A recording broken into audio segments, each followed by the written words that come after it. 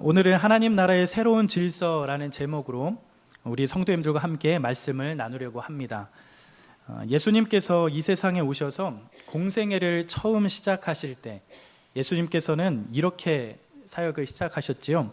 다 아시는 것처럼 회개하라, 천국이 가까이 왔다라고 말씀을 시작하시면서 하나님 나라에 대한 선포, 그 이야기로 사역을 시작하셨습니다. 그리고 예수님께서 부활하시고 40일 되는 시간들 가운데 제자들과 함께 시간을 보내시면서 동일하게 하나님 나라에 대한 이야기로 마무리하는 것을 볼 수 있게 됩니다. 즉 예수님이 이 땅에서의 사역을 보게 되면 하나님 나라에 대한 이야기로 시작하고 마무리하는 것을 볼 수 있게 되는 것이죠. 하나님 나라는 어쩌면 우리 주님께서 정말 우리들에게 정말 잘 가르쳐 주시고 싶은 것 중에 하나라는 그 사실을 알 수 있게 됩니다. 오늘도 저희가 읽은 본문의 말씀을 보면 무엇에 대한 비유를 하고 계시죠? 네, 이게 주고받는 게 있어야 되는데요. 무엇에 대한 이야기를 하시죠? 천국, 하나님 나라에 대한 이야기를 하십니다. 근데 여기서 보면 하나님 나라가 뭐와 같다라고 말씀하시죠? 1절에 보면 천국은 마치 품꾼을 얻어 포도원에 들여보내려고 하는 집주인과 같다라고 이렇게 시작을 하시죠. 즉 하나님 나라, 어쩌면 우리 주님께서 우리에게 정말 잘 가르쳐주고 싶은 부분이 하나님 나라인데 우리가 하나님 나라를 생각하면 하나님 나라의 특성과 모습을 생각하면 지금 누구를 보면 된다고 말씀하시는 것이죠? 그렇죠. 오늘 본문에 나오는 이 품꾼을 향하여 행동하는 집주인을 보면 된다는 것입니다. 품꾼들을 상대하는 집주인의 모습들을 보면 자세히 알 수 있다는 것이죠. 이 집주인이 어떻게 행동하는지, 이 집주인의 모습과 삶을 보면 우리가 하나님 나라의 귀한 특성과 모습들을 살펴볼 수 있게 됩니다. 오늘 말씀을 보면 이 집주인은 포도원을 위하여 일꾼들을 부르는데 총 5번을 부르게 되어지는데 이 품꾼들을 부를 때 부르는 시간과 약속된 품삯을 기준으로 우리가 본다면 이해하기가 쉽겠다 생각이 듭니다. 집주인은 어떻게 포도원에 일하는 일꾼들을 부르고 있죠? 우리 1절을 다시 한번 읽어볼까요? 읽겠습니다. 천국은 마치 품꾼을 얻어 포도원에 들여보내려고 이른 아침에 나간 집주인과 같으니. 즉 1절을 보면 우선 이 집주인은 품꾼을 얻으려고 몇 시에 나가지요? 감사합니다. 이른 아침에 나가죠. 이른 아침이다 생각하면 여러분 몇 시쯤 될까요? 잘 아시네요. 보통 유대인들의 관념을 생각한다면 유대인들은 이들은 해가 뜰 때 일을 시작하고 해가 질 때 일을 마치는 그런 관념이 있습니다. 그것을 생각한다면 아마도 오전 6시쯤 될 것이다, 그런 예상을 해볼 수 있게 되죠. 이 집주인은 이른 아침에 품꾼을 얻기 위해 이른 아침에 나가게 됩니다. 그러면서 이렇게 이른 아침에 만난 품꾼들을 들여보내면서 그들에게 얼마의 품삯을 약속하고 들여보내지요? 2절 보시면 그가 하루 한 데나리온씩 품꾼들과 약속하여 포도원에 들여보냈다라고 말씀합니다. 즉 주인은 한 데나리온을 약속하고 품꾼들을 사게 되는데 여기서 한 데나리온은 오늘 말로 한다면 정규직 노동자가 하루 일하고 받을 수 있는 품삯이다라고 생각하면 쉬울 것 같습니다.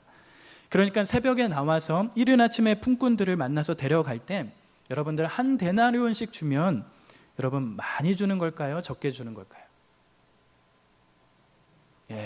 골치가 아파지나요? 어쩌면 이렇게 새벽에 나와 만난 일꾼들에게 한 데나리온씩 준다고 약속하여 들여보낸 것은 이 일꾼들 입장에서는 많은 금액을 받고 아마 일을 하게 되는 격일 겁니다. 왜냐하면 이렇게 새벽에 나오는 일꾼들은 보통 어떤 사람들이죠? 정규직이 아니라 비정규직이죠. 하루 일하고 하루 품삯을 받는 그런 사람들이 대부분일 겁니다. 그러니까 이렇게 새벽에 나와서 품꾼을 데려간다라고 했을 때, 그리고 한 데나리온씩 약속하고 품꾼을 들여서 포도원에 들여본다라고 했을 때 일꾼 입장에서는 정말 귀한 일이 되는 것이죠. 그 다음에 이 집주인은 또 다른 품꾼을 만나게 됩니다. 어떻게 하죠? 3절에 보시면 제3시에 나가보니 장터에 놀고 서 있는 사람들이 또 있는지라. 즉 3절에 두 번째로 집주인이 일꾼들을 찾는데 몇 시에 어떤 사람들을 만나지요? 제3시, 즉 우리 시간으로 생각한다면 오전 9시 정도 되는 시간입니다. 오전 9시에 어떤 사람들을 만나죠? 놀고 서 있는 사람들을 만납니다. 어쩌면 이른 시간에 주인들이 와서 일할 사람들을 다 뽑아가고 오늘 아무 일거리를 없을 것 같은 느낌으로 서 있는 그런 사람들인 것이지요. 그런 사람들을 만나게 되는데 어떻게 하지요? 4절을 보니까 그들을 향해도 이렇게 약속합니다. 그들에게 이르되 너희도 포도원에 들어가라. 내가 너희에게 상당하게 주리라 하니 그들이 가고. 즉 오전 9시에 그렇게 선택받지 못한 사람들, 선택을 받을 수 없으니까 놀고 서 있었던 그런 사람들을 향해서도 만나면서 품삯을 얼마나 준다고 하지요? 상당하게 주겠다라고 약속하면서 포도원으로 불러들이게 됩니다. 그리고 세 번째와 네 번째 만남이 있죠. 또 이 집주인은 어떤 무리의 사람들을 만나죠? 5절을 보시면 제6시와 제9시에 또 나아가 그와 같이 한다라고 합니다. 즉 제6시, 우리 시간으로 말한다면 난 12시 정도의 시간입니다. 그리고 제9시는 우리 시간으로 한다면 오후 3시에 대한 어떠한 시간들이 되옵니다. 즉 난 12시와 오후 3시 나가서 그들에게도 그와 같이 했다.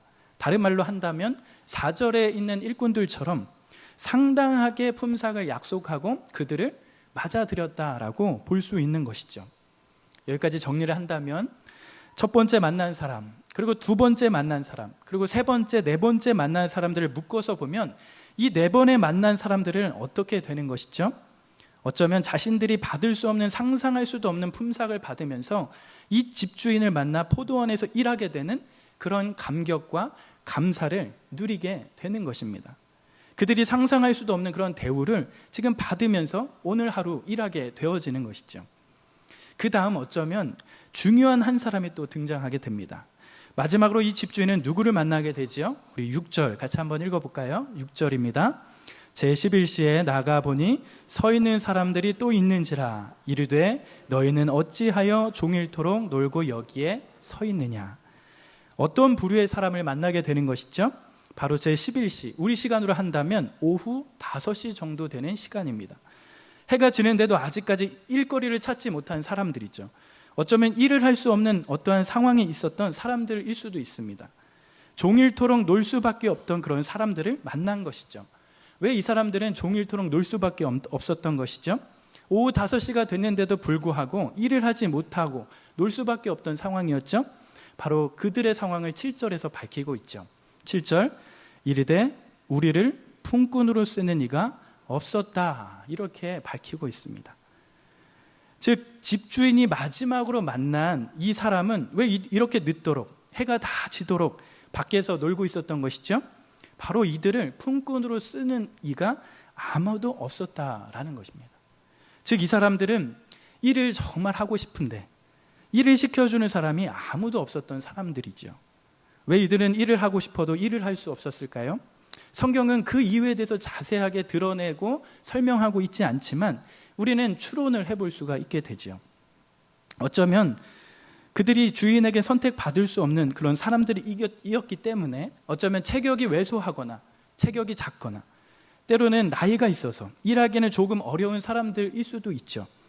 뿐만 아니라 때로는 몸의 일부가 장애가 있거나 어려움이 있을 수도 있었겠다, 그런 생각을 해볼 수 있게 됩니다. 어쨌거나 일을 하기에는 조금 불편한 어떠한 어려움이 이들에게 있었던 것을 우리가 추론해 볼 수 있게 되지요.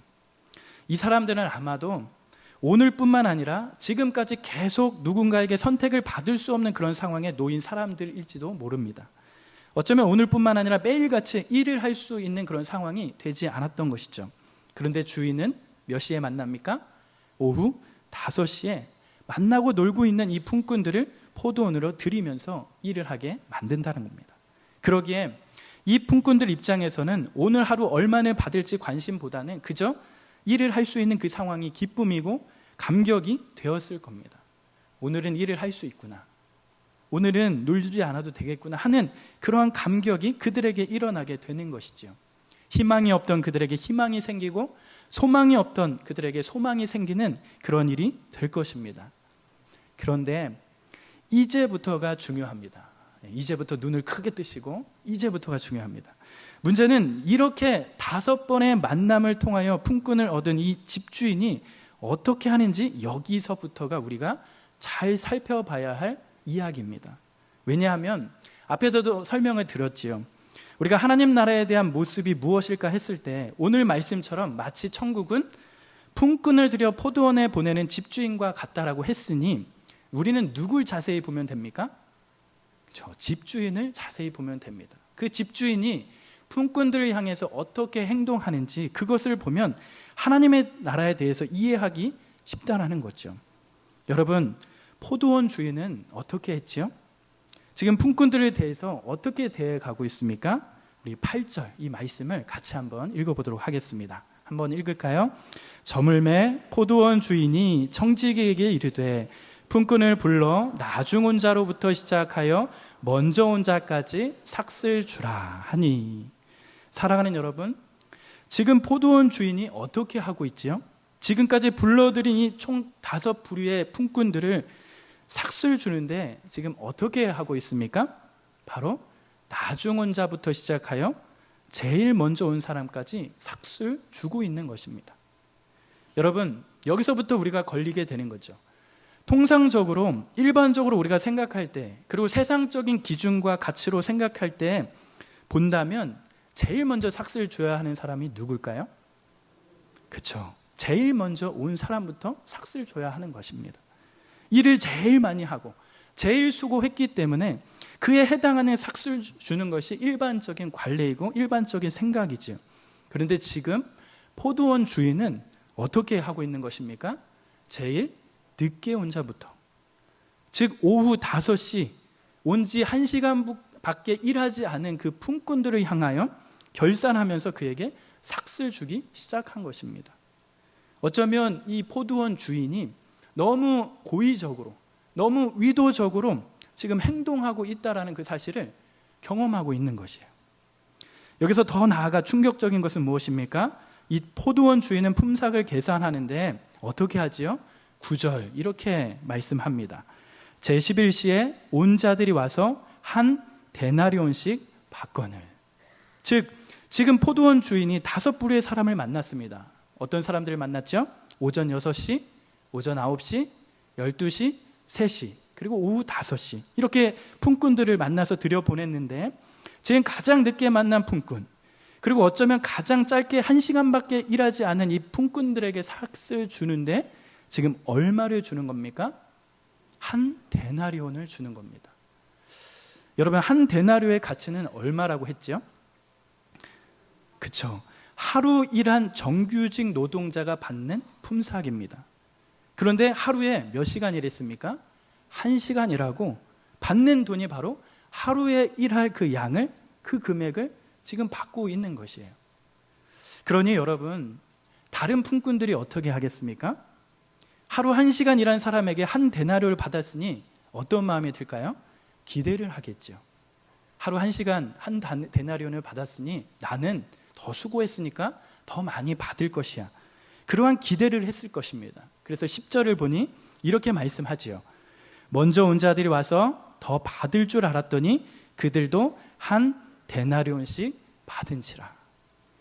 어쩌면 이것이 세상의 이치 아니겠습니까?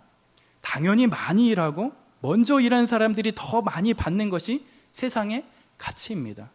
아마도 먼저 온 품꾼들은 가장 나중 온 품꾼이 한 데나리온을 받았으니 더 많이 받을 줄 알고 기대하게 되는 것이지요. 그것이 세상의 기준입니다. 세상의 가치이지요. 많이 일하고 더 열심히 일한 자들에게 더 많이 주는 것은 일반적이고 통상적인 일인 것이죠. 그런데 지금 주인은 모든 사람들에게 똑같이 어떻게 하는 것이죠? 한 데나리온씩 주고 있는 것입니다. 그러니 여러분, 지금 먼저 온 품꾼들은 어떻게 하죠? 여러분들이 만약에 이런 상황이 되면 어떻게 되죠? 노조를 만들어야 되죠. 데모를 해야 되지 않습니까? 분이 나죠. 화가 치밀어 오를 수밖에 없는 상황이 되지요. 그래서 11절 12절에 보니 이렇게 말씀합니다. 받은 후 집 주인을 원망하여 이르되 나중 온 이 사람들은 1시간밖에 일하지 아니하였거늘 그들을 종일 수고하며 더위를 견딘 우리와 같게 하였나이다. 당연히 불평과 불만이 쏟아 나올 수밖에 없는 상황이 된다라는 것입니다. 당연히 원망이 쏟아질 수밖에 없는 상황이죠. 어쩌면 이런 것은 우리가 잘하는 것입니다. 대부분의 사람들은 여러분 어떨 때 불평과 불만이 쏟아져 나오지요? 남들과 비교했을 때 서로 잘한 것 가지고 불평과 불만을 하지 않습니다.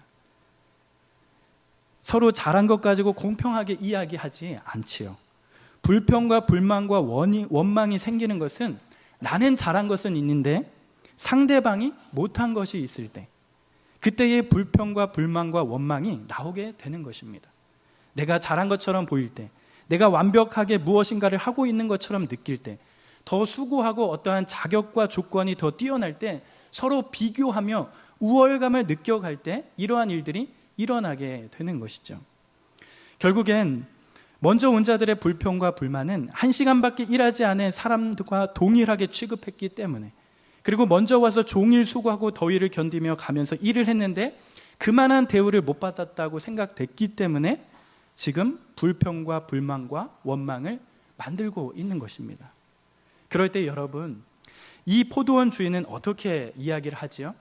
어떻게 품꾼들에게 말하게 되지요? 우리 13절, 15절 말씀을 같이 한번 읽어보겠습니다. 같이 한번 읽을까요?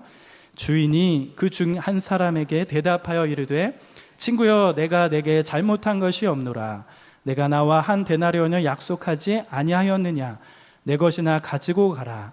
나중 온 이 사람에게 너와 같이 주는 것이 내 뜻이니라. 내 것을 가지고 내 뜻대로 할 것이 아니냐? 내가 선함으로 내가 악하게 보느냐? 사랑하는 성도 여러분, 이렇게 이야기하는 포도 주인의 이 대답이, 이 말이 여러분들 어떻게 들리십니까? 대략 왜 너가 시비를 거느냐? 내 것을 가지고 내가 하는데 왜 너가 이렇게 원망하느냐라고 하는 그런 느낌으로 생각이 들려오시나요? 어떻습니까? 이 주인의 반응이 뭔가 차갑고 낯설고 불편한 이야기처럼 느껴지시고 들려지십니까? 여러분, 정말 하나님이, 우리 주님이 우리를 그렇게 대하실까요? 우리의 작은 신음에도 응답하시는 분이신데 왜 이렇게 낯설게, 차갑게, 불편하게 이야기를 하실까? 아마도 이것은 우리가 늘 익숙한 것 외에 다른 반응들이 나오기 때문에 지금 이 포도원 주인의 이 대답이 조금은 낯설고 차갑고 불편하게 들릴 수 있을지 모르겠습니다. 사랑하는 성도 여러분, 우리에게 늘 익숙한 것이 있다면 그것이 무엇이지요?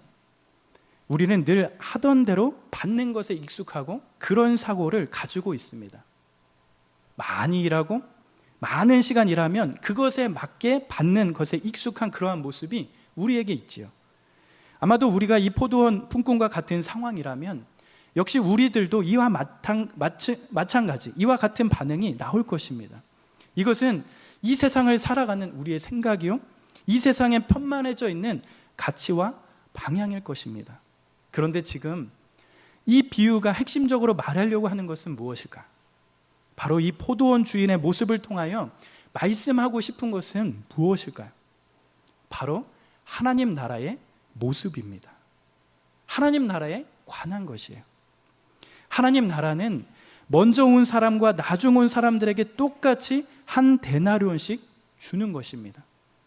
그것이 시간의 양만큼, 일의 양만큼 그것에 합당하여 주는 것이 아니라, 세상의 기준과 우리의 생각이 보이는 그런 차이가 아니라, 우리에게 익숙한 어떠한 질서가 아니라 하나님 나라의 속성, 하나님 나라의 질서가 있다라는 것입니다.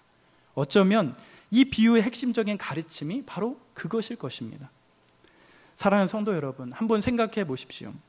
지금 먼저 온 품꾼들이 불평과 불만을 쏟아내고 있지만, 불평과 불만을 쏟아내는 일꾼들 중에 여러분, 정당한 품삯을 못 받은 사람이 있었을까요? 이렇게 불평과 불만을 쏟아낼 정도로 대우를 못 받은 사람이 있었습니까? 없었죠. 지금 일꾼 중에는 어느 누구도 받아야 하는 정당한 품삯을 못 받는 사람이 아무도 없습니다. 먼저 온 사람들은 약속한 만큼 받기도 했지만 자신이 처해 있던 상황보다 상당한 품삯들을 받은 사람들이었습니다. 어느 누구도 정당한 품삯을 못 받은 사람이 아무도 없지요. 주인은 어느 누구나 소홀하게 여겨진 사람이 없도록 그렇게 대하고 섬세하게 배려했습니다. 아마도 먼저 일하게 된 품꾼들의 불만과 불평은 어쩌면 하나님 나라의 속성을 그대로 경험하게 해주는 일이 되는 것이죠. 그렇다면 하나님 나라의 질서가 무엇일까요? 포도원 집주인의 모습을 통하여 우리에게 말씀하시는 그 가르침의 내용은 무엇일까요? 우리가 로마서를 보면 우리가 주님을 인격적으로 만나기 전과 만난 후의 모습들이 나오게 되는데, 특별히 우리가 주님을 믿게 되면 우리 안에 일어나는 일들이 무엇인지 잘 알 수 있게 됩니다. 그 중에 특별히 로마서 5장을 보면 우리가 예수님을 믿으면 우리 안에 일어나는 일들이 무엇인지, 우리가 거듭나기 전과 후에 우리에게 주어진 질서가 무엇인지 대조적으로 밝히고 있는 말씀이 있습니다. 우리 로마서 5장 21절 이 말씀을 같이 한번 읽어볼까요? 이는 죄가 사망 안에서 왕노릇한 것 같이 은혜로 또한 위로 말미암아 왕노릇하여 우리 주 예수 그리스도로 말미암아 영생에 이르게 하려 함이라. 아멘. 우리가 거듭나기 전과 우리가 예수 그리스도를 인격적으로 만나기 전에 우리 안에 있었던 질서가 어떤 질서였지요? 바로 죄가 사망 안에서 왕노릇하는 질서였습니다.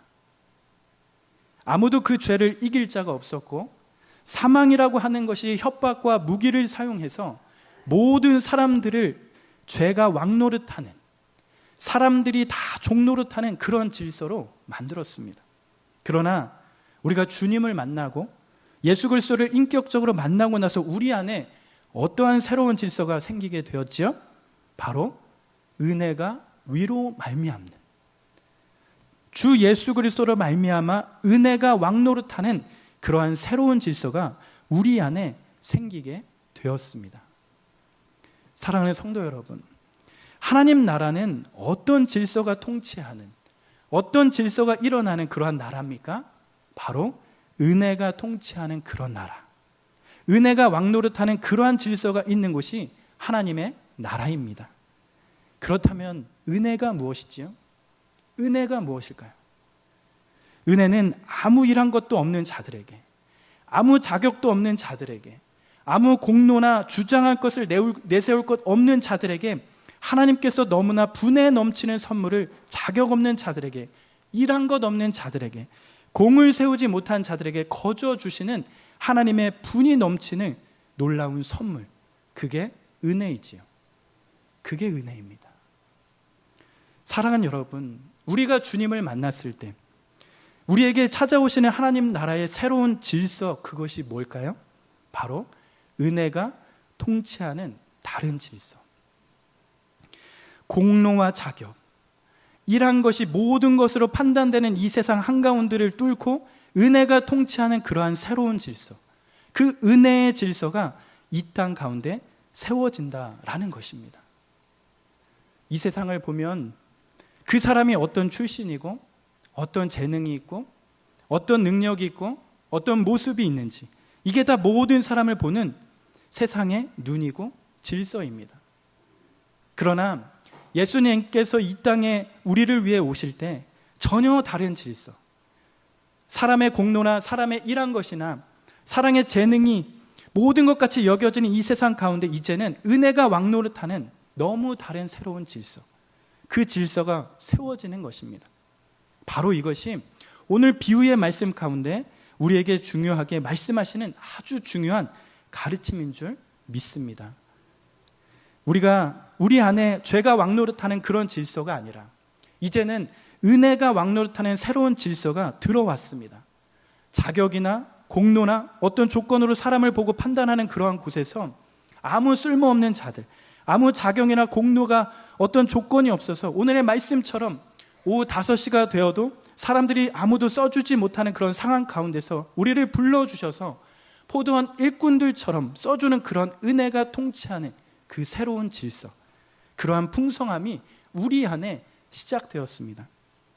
그러나 여러분, 은혜가 통치하는 새로운 질서가 우리 안에 시작되었는데 여러분 어떻습니까? 정말 여러분의 삶에 은혜가 통치하는 그러한 삶을 맞닥뜨려 본 적이 있으십니까? 정말 은혜가 통치하는 그 삶의 풍성함을 주님을 믿어가면 믿어갈수록 정말 누려가고 계십니까? 세상이 나를 보고 세상이 사람들을 보는 그런 눈을 가지고 나도 여전히 똑같이 그런 눈으로 살고 있는 것은 아닙니까?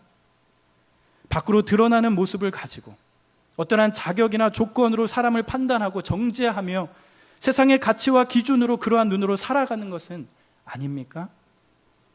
정말 다른 질서가 뭔지, 정말 은혜가 통치하는 그러한 새로운 질서를 경험하면서 여러분 정말 살아가고 계십니까? 우리는 주님을 만나고도 주 예수 그리스도를 믿고 그 구원의 은혜를 받고도 경험하고도 우리의 신앙이 잘 변하지 않는구나, 잘 성장하지 않는구나, 성숙하지 못하는구나, 그런 생각을 들 때가 있습니다. 여전히 세상의 가치와 기준으로 그저 밖에 보이는 어떠한 것들을 중요시하면서 갈등하고 분쟁하고 경쟁하고 우열 속에 끊임없이 속고 속이는 그러한 세상을 살아갑니다. 여전히 우리가 은혜를 경험했음에도 불구하고 여전히 그 은혜를 참 많이 모르는구나 생각을 하게 됩니다. 사실 오늘 이 비유가 시작하는 말씀과 이 말씀이 마치는 말씀이 샌드위치처럼 붙어 있어서 그 말씀이 무엇인지 드러내는 본문의 말씀이기도 합니다. 이 말씀이 어떻게 시작하지요? 오늘 읽지는 않았지만 이 말씀의 시작하는 배경이 마태복음 19장 30절에 있습니다. 우리 마태복음 19장 30절 이 말씀을 함께 읽어볼까요? 그러나 먼저 된 자로서 나중되고 나중된 자로서 먼저 될 자가 많으니라. 그리고 이 비유의 마지막 말씀인 마태복음 20장 16절 우리 같이 한번 읽어볼까요? 이와 같이 나중된 자로서 먼저 되고 먼저 된 자로서 나중되리라. 즉 비슷한 말씀이 반복되면서 샌드위치처럼 붙어 있지요. 그러면서 이 비유가 가르치는 핵심 주제가 무엇인지 밝혀가고 있습니다. 이것을 우리가 쉽게 바꾸면 이렇게 표현할 수 있을 것 같아요. 많은 꼴찌들이 첫째가 되고 많은 첫째가 꼴찌가 된다라고 말할 수 있겠죠. 이것이 하나님 나라의 질서라는 것입니다. 세상이 말하는 질서와 너무도 다른 새로운 질서가 있다라는 것입니다. 세상에서 말하는 좋은 것이 하나님 나라에서도 여전히 좋은 것이 아니라 세상에서 말하는 그런 가치와 관점들이 하나님 나라에서도 여전히 통하는 가치와 관점이 아니라는 것이죠. 어쩌면 세상에서 가장 좋아하는 것을 하나님께서는 가장 천하게 여기시고 세상에서 가장 정말 하찮은 것들을 하나님 나라에서는 가장 존귀하게 여김을 받는 것입니다. 하나님 나라는 다른 관점이 있다는 것이죠. 사랑하는 성도 여러분, 이 비유에서 종들은 수없이 불평하고 불만을 쏟아내고 있습니다. 나중된 자들의 대우 때문에 먼저 된 자들은 수없이 불평하고 불만을 쏟아내고 있습니다. 사랑하는 여러분, 이 비유에서 손해본 사람이 있습니까? 이 비유에서 손해본 사람이 있을까요? 생각해보면 여러분, 가장 많이 손해본 사람이 누구지요? 바로 주인일 것입니다. 가장 많은 손해를 본 사람은 일꾼이 아니라 주인인 것을 알아야 합니다. 모든 사람이 받아야 할 것을 다 주면서까지 자기 자신이 손해를 보면서까지 그렇게 베풀었던 사람이 바로 이 주인이었죠. 하나님 나라는 뭐와 같다고 했습니까? 포도원 주인과 같다고 했습니다. 그 하나님 나라는 어떠하다는 겁니까? 하나님 나라는 주인이 제일 많이 손해보고 제일 많이 희생하고 주인이 제일 많이 피해를 받습니다. 주인이 우리의 죄짐을 지고 대신하여 십자가에 달려 돌아가시고 주이신 하나님 아버지가 한 분밖에 안 계신 아들 하나님을 십자가에 달아 죽이심으로 수일치 가치도 없는 여러분과 저와 같은 일한 것이 없는 자들과 허물투성이와 연약함 투성이인 여러분과 저와 같은 자들을 위하여 하나님 우리 아버지께서 아들 하나님의 생명으로 우리를 살려놓는 나라, 그것이 하나님 나라인 것입니다. 일한 것이 없는 여러분과 제가 그렇게 많이 일한 사람들처럼 합당한 품상을 받기 위해 아들 하나님이 생명도 아까워하지 않고 가장 많은 희생과 대가를 지불해 가면서 아들 하나님이 돌아가심으로 우리같이 자격 없는 자들이 은택을 누리고 은혜라는, 우리에게 전혀 합당하지 않은 은혜라는 너무도 큰 선물을 자격 없는 우리가 그냥 받아 누리는 그것이 하나님 나라의 특징인 것입니다. 그러므로 사랑하는 여러분, 오늘 주님은 많은 꼴찌들이 첫째가 되고 많은 첫째가 꼴찌가 되는 자들이 있을 것이다, 이렇게 말씀하시는데, 여러분, 꼴찌 같은 첫째인지 첫째 같은 꼴찌인지 어떻게 알 수 있을까요? 어떻게 알 수 있죠? 우리의 마음의 중심을 보면 알 수 있습니다. 은혜를 아는 사람들은 여러분 어떻게 하지요? 자기가 일한 근거를 대면서 몇 시간 일했는데, 내가 얼마나 수고와 더위를 견뎌가면서 일했는데 이렇게 말하지 않겠지요. 오늘 이 불평하고 원망하는 일꾼들처럼 그렇게 말하지 않을 것입니다. 나에게, 나 같은 것에게 주인이 베푼 은택과 내가 그 은택을 받기 위해서 주인이 지불한 대가의 짐들을 생각하면서 그저 미안하고, 그저 죄송하고, 그저 감사하고, 그런 것이 터져 나올 수밖에 없겠지요. 그것이 은혜를 아는 자들의 모습일 겁니다. 우리는 말씀 속에 수많은 믿음의 사람들을, 그 고백들을 살펴보게 됩니다.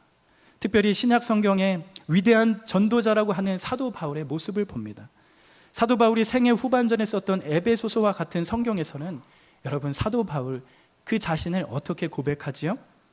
모든 성도 중에 지극히 작은 자 중에 더 작은 나에게, 이렇게 고백합니다. 그것도 어디서 그런 고백을 쏟아내지요? 감옥에서 그런 고백을 하게 됩니다.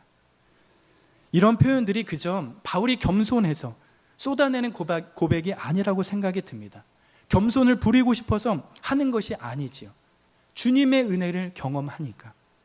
정말 형편없는 자인데, 정말 보잘것없고 아무 자격이 없는 자인데, 주인이신 그 하나님을 보면서 그 하나님이 희생하시고 나를 받아내시고 선택하여 주신 것이 얼마나 은혜인지 세월이 지나가면서 알게 되니까 그렇게 고백할 수밖에 없는 인생이 되는 것이죠. 은혜를 아니까, 세월을 가면 갈수록 그 은혜의 깊이가 깊어져 가니까, 이 세상 한가운데 새로운 질서로 통치하는 그 은혜를 아니까 그 풍성함이 얼마나 큰지 알아가는 것입니다. 이런 은혜가 통치하는 새로운 질서가 정말 우리의 삶을 지배하고 그것으로 인하여 우리의 인생과 신앙이 정말 풍성하게 누려가는 그러한 삶이 저와 우리 성도님들의 삶이 되면 좋겠습니다. 하나님 나라는 이 세상에서 말하는 그러한 질서와 잣대로 보는 곳이 아니라 은혜가 통치하는 나라입니다. 믿으십니까? 꼴찌가 첫째가 되고 첫째가 꼴찌가 되는 그러한 나라가 바로 하나님 나라의 모습입니다. 우리가 이렇게 질고와 고통이 많은 이 세상을 살아가면서 여전히 한계가 있고 실패가 있으며 여전히 고통과 고난 속에 있는 이 세상을 살아가면서 정말 우리가 누려야 할 것이 무엇인가 했을 때 하나님 나라의 이 귀한 은혜의 통치의 귀한 모습, 이 풍성함, 정말 이 풍성함에 우리가 맞닥뜨려 가서 이 풍성한 삶이 우리에게 크게 작용되어지는 그러한 시간들이 되었으면 좋겠습니다. 오늘 말씀에 나오는 품꾼들과 같이 주인의 한량없는 은혜를 입고도 불평과 불만이 가득하여 시기와 질투로 살아가는 것이 아니라 이 품꾼들의 처음 모습처럼 형편없고 아무 자격이 없어서 어디 하나 낄 수 없었던 자들인데 오직 그 주인의 손해와 수고를 받음으로써 일할 수 있는 자격과 상황이 되었던 것처럼 우리의 모습이 은혜 아래 놓인 자들처럼 그렇게 삶을 살아가는 자들이 되길 간절히 축복합니다. 하나님께서 연약하고 부족하고 아무 형편없는 나를 위해 그 아들 하나님 예수 그리스도를 이 세상에 보내주셔서 나의 모든 것을 감춰주시고 나의 모든 죄를 사하여 주시며 죽기까지 나를 사랑하신 그 큰 사랑을 보여주셨던 그 은혜로 인하여 우리의 삶이 찬양과 감사로 그렇게 넘쳐가는 그런 귀한 복된 삶이 되기를 간절히 기도합니다.